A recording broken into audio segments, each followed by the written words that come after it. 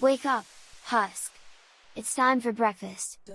Solomon urged me, pulling the covers off me in one go. Stunned, I fell out of bed to his laughter. You seem to be having a nightmare. You kept hugging me, he commented on my behavior last night, when I had become more vulnerable than ever before. This caused him some concern. Do you want to tell me about it?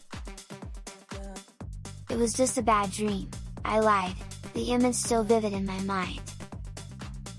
I walked thoughtfully to the bathroom, questioning how reality has been slowly cracking in my life.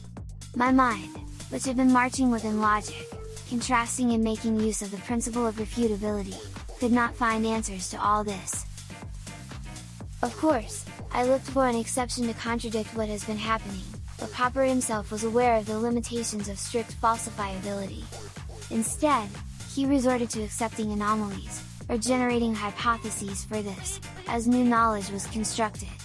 What does all this dissertation mean? I'm sure you already intuit it without the need for an outstanding IQ.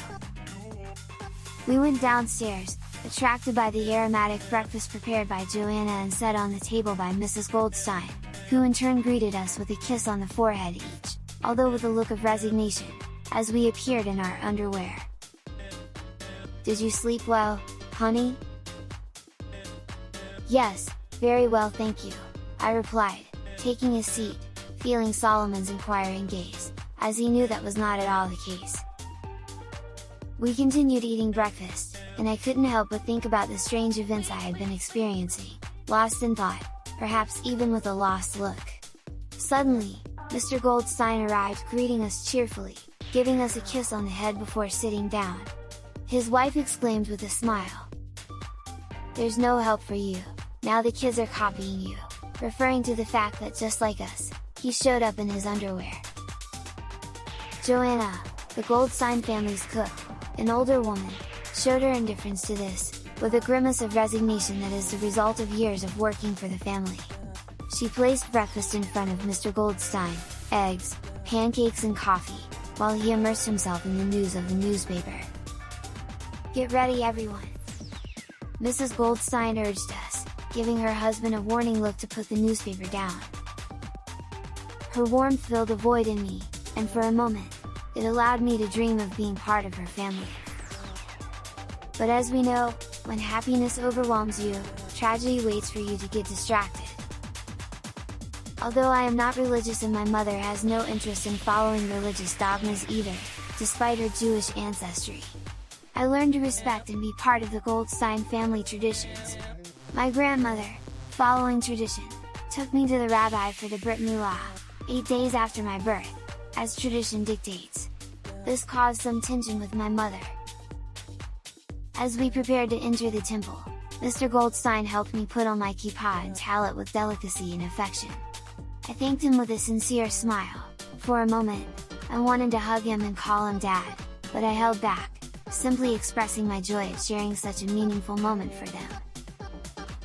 During the prayers in the temple, a wave of uneasiness invaded me.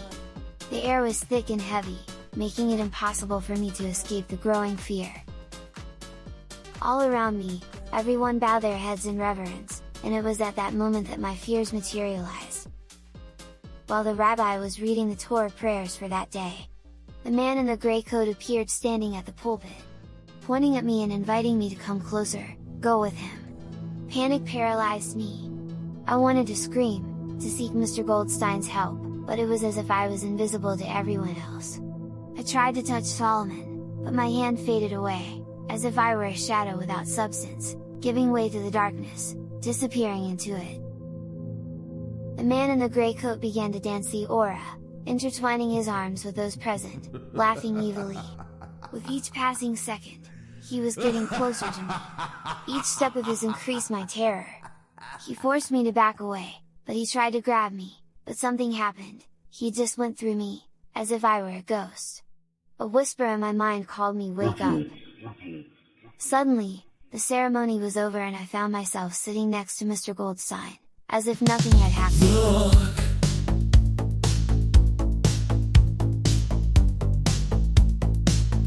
Look, talking about you, also